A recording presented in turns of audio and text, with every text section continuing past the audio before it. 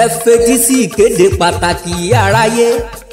Ìpolongo òbò tún ti ń bọ̀ lọ́nà kò ní pẹ́ dé mọ́. Àwọn èrò Àbújá gbogbo táyàn àtòdarí ìrìn àjò ọlọ́jọ́ gbọgbọrọ wọn. Bí wọ́n bá ti dé ẹ̀yin ẹ yọ sí wọn ẹ gàn wọ́n pé kí ni wọ́n mú bọ̀ láti ìrìn àjò ọlọ́jọ́ gbọgbọrọ. Ìgbà ìdìbò tó kọjá la kúkú ti rí wọn kẹ́yìn sójú. Bí wọn ò tiẹ̀ rántí yọjú sí wa láti bí ọdún méjì mẹ́ta tó fi mọ́ gba kòró tẹ́bi ń pa tẹrú tọmọ. Ó dá mi lójú pé lọ́tẹ̀ yìí wọ́n á ti dọ́gbọ́n ṣẹ́ṣe ń jì sápò bọ̀.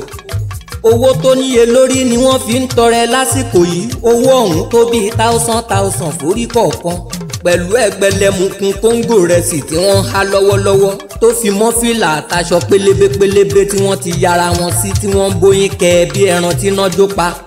Àtàwọn tí inú ike tinú ìgò tó fi mọ́ tinú ọ̀rá táwọn àgùntàn tí wọ́n bá rí kójọ amúlámùrìndìn tán tí wọ́n á máa fi jíjó ẹlẹ́yà nírònà.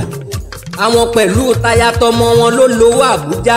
Àwọn dìndìnrín òpònú tí wọ́n ń kó kiri lónìí jó ẹlẹ́yà nígboro. Orin òwe àtọ̀rọ̀ àlùfàǹsá nítorí àtẹnujẹ.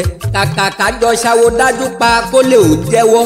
Àwọn àgbàyà ìka òpònú ẹlẹ́nu dẹ́ńbìtì ò jẹ́ àtàwọn ọmọdé ẹlẹ́nu pẹ́ńpẹ́ bí ẹnu pẹ́pẹ́yẹ.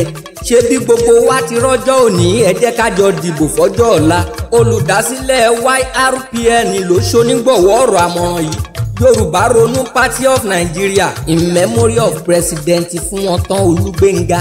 Agbẹnusọ fẹ́gbẹ́ AMPN ló kà á sétí aráyé. Akéwì Movement Party of Nigeria. Emilọláyọrí Àlàó tí bàbá rẹ̀ ń jọ́lá lẹ́kan.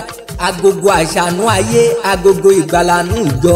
Èyí ni dìbò fọ́jọ́ ọ̀la ìgbésẹ̀ àkọ́kọ́. Akirikọ́gbọ́n tún ti wá sọ tiẹ̀ ó dàbọ̀.